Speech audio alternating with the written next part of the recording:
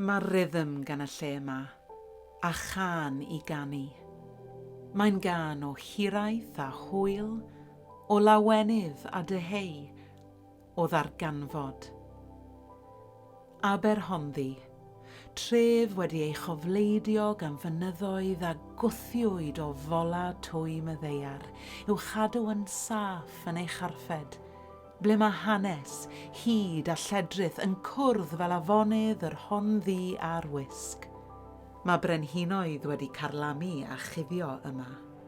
Yma, yn y man casglu hon o straeon a storiwyr.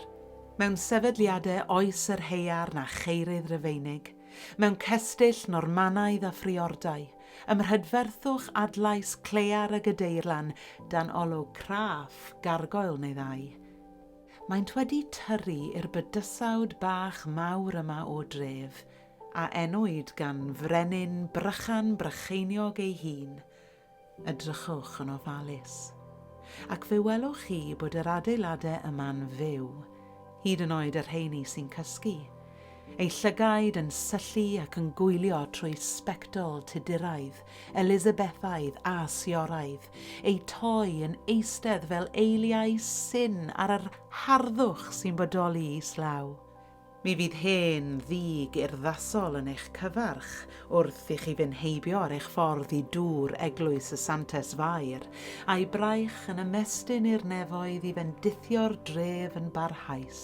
Ymlwybrwch y watn, dan ofal palalwyf milwrol, trwy ysdrwet a'i chôr o dau lliwgar mewn harmoni pedwar llais, ac fe deimlwch hi hefyd, curiad calon Aberhonddu yn eich tywys ar eich taith. Mae'r hewlydd a'r ceiau, yr afonydd a'r mynyddoedd yma yn annwyl garedig. Mae penodau ei hanes a'i hetifeddiaeth wedi ei rhwymo'n dyn mewn llyfr straeon ei phobl.